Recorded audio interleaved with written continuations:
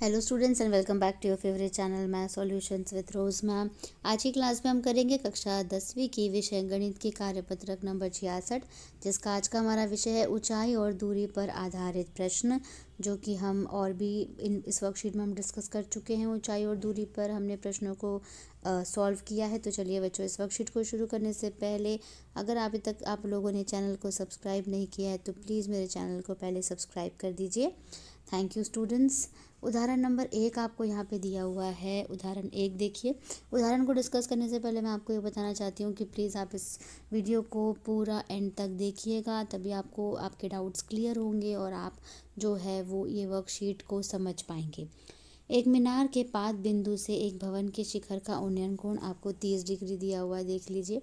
और भवन के पाद बिंदु से मीनार के शिखर का उन्नयन कोण 60 डिग्री है। यदि मीनार की ऊंचाई 50 मीटर है तो भवन की ऊंचाई ज्ञात करो, यानी ए बी निकालना है आपको। तो पहले क्या दिया हुआ देखिए, हल है। माना सी डी मीनार की ऊंचाई है, ए बी भवन की ऊंचाई है, बी सी उनके पाद बिंदुओं के बीच की दूरी है। तो समकोण त्रिभुज बी सी डी ले लीजिए। समकोण त्रिभुज देखिए बी सी डी, यहाँ पे बी सी डी ये वाला त्रिभुज ले लीजिए। इसमें tan थीटा लगेगा, क्या लगेगा, लंब बटे आधार होता है ना। ये लंब हो गया आपका और ये हो गया आपका आधार, ठीक है। सी डी अपॉन में बी सी √3 होता है tan 60 का। इसकी वैल्यू बी सी की वैल्यू निकाल दी आपने, यहाँ से कितनी निकल गई, 50 बटे में √3 निकल गई, ठीक है।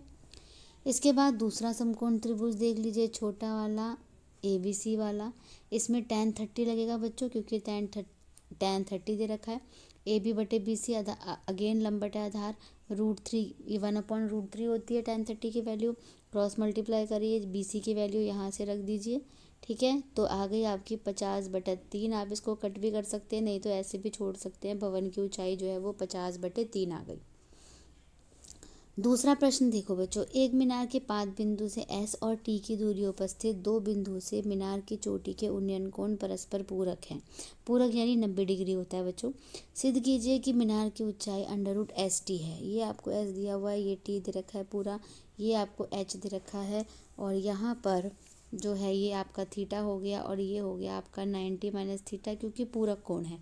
अगर समपूरक कोण होते तो हम 180 - थीटा करते, ठीक है।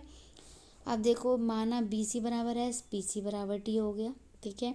भवन की ऊंचाई एच हो गई, ये एस लिख दिया, ये टी लिख दिया, क्योंकि और कोण हो गया, एक थीटा हो गया, एक 90 - थीटा, क्योंकि पी और बी से उन्नयन कोण परस्पर पूरक है। समकोण त्रिभुज ए बी सी देखिए, यानी छोटा वाला त्रिभुज देखिए।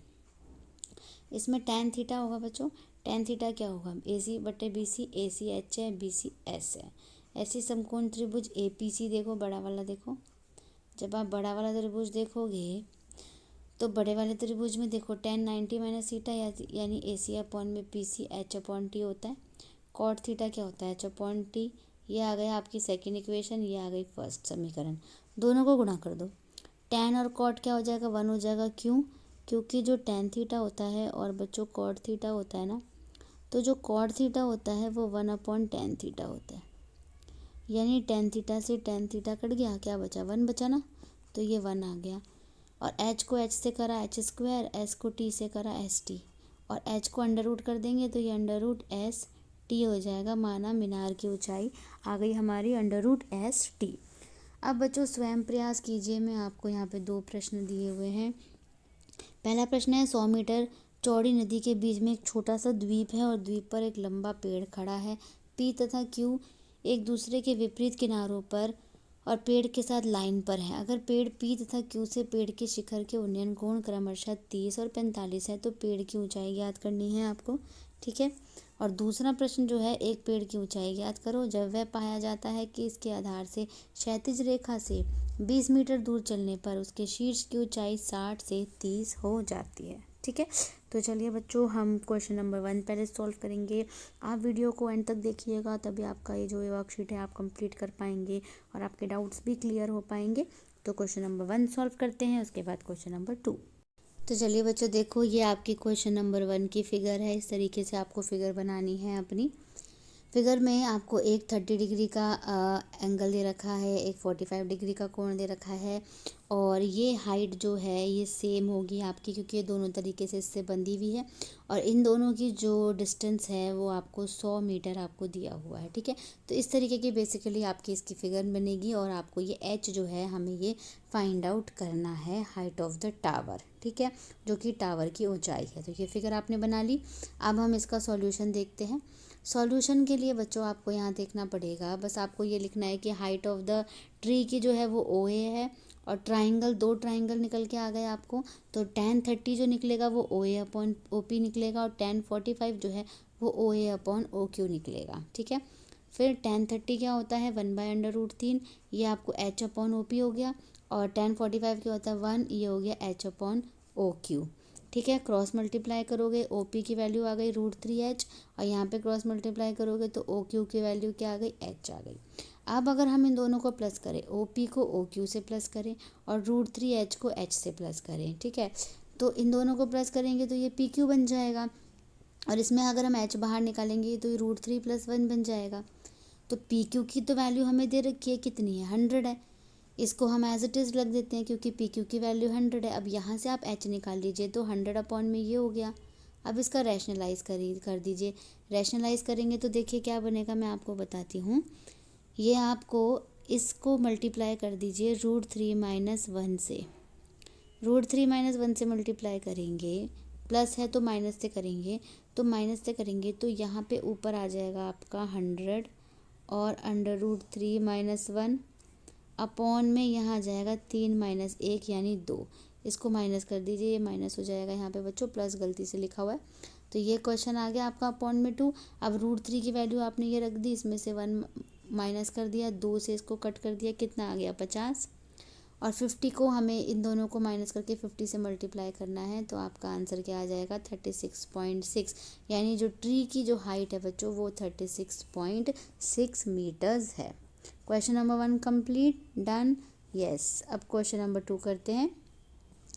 क्वेश्चन नंबर 2 की फिगर ये है बच्चों, आप इसको ड्रॉ कर लीजिए। इसमें क्या बोल रहा है वो, यहाँ पे ये एक ट्री खड़ा हुआ है, इसकी वैल्यू निकालनी है आपको एक्स की। एक पॉइंट डी से अगर कोई व्यक्ति चला हुआ आ रहा है तो वो पहले यहाँ पे 60 डिग्री पहले उसका जो था एंगल ऑफ एलिवेशन, उसके बाद वो और आगे गया तो उसका 30 डिग्री एंगल ऑफ एलिवेशन यानी उन्नयन कोण हो गया, ठीक है। और कितनी इसकी जो फुट स्टेप जो दूरी है वो कितनी है 20 मीटर्स। तो ये आपकी फिगर हो गई। आपको एक्स फाइंड आउट करना है, चलिए एक्स फाइंड आउट कर लेते हैं। तो यहाँ पे बस आपको ये लिखना है कि 2 पॉइंट्स दे रखे हैं सी और डी, ये वैल्यू दे रखी है इसकी, ठीक है। एक ट्राइंगल ले लिया हमने A B C. A B C में ए बी बटा बी सी होगा tan 60, tan 60 क्या होता है √3, ठीक है। और उसके बाद अगर आप इसको ए बी अपॉन में बी सी जो है वो, अगर B C is equals to A B upon में √3 क्रॉस मल्टीप्लाई करोगे, देखिए ये ऐसे है ना, ऐसे है ना ये। तो यहाँ बी सी से वैल्यू निकालोगे तो ये दोनों अपॉन में चले जाएंगे यहाँ पे, और एच ए बी की वैल्यू क्या है एच, तो एच अपॉन में √3 हो गया। ऐसे दूसरा ट्राइंगल जो है वो tan 30 लगेगा, उसमें tan 30 की वैल्यू ये होती है, और बी डी की वैल्यू आपको ऑलरेडी दे रखी है 20। तो यहाँ से आप ये आ गई आपकी इक्वेशन। यहाँ से आपको एच निकालना है, बी सी की जगह आप ये रख दीजिए, ठीक है। फिर यहाँ से 20 इज इक्वल टू ये रहा, ये इधर आ गया यहाँ पे, और 20 ये √3 की जगह √3, ये ऐसे है देखो √3 - 1 अपॉन में √3 है ना, और इनटू में 20 है, ठीक है। इसको सॉल्व करना है आपको। तो इन दोनों को सॉल्व करोगे कैसे, इसकी वैल्यू रख दीजिए √3 की 1.73 में से 1 माइनस करिए, 1.73 से डिवाइड कर दीजिए, ये आंसर आ जाएगा। इन दोनों को डिवाइड करोगे तो 17.32 मीटर्स आ जाएगा। तो हाइट ऑफ द जो ट्री है, वी नहीं इसको ट्री कर दीजिए, हाइट ऑफ द ट्री जो है यानी पेड़ की लंबाई है वो है 17.32। तो इसी के साथ बच्चों आपकी आज की वर्कशीट जो है वो यहीं पे हमने डन कर दी। सारे क्वेश्चंस हमने दोनों सॉल्व कर दिए। प्लीज़ वीडियो को लाइक कर दीजिए, शेयर कर दीजिए, और चैनल को सब्सक्राइब करना मत भूलिएगा।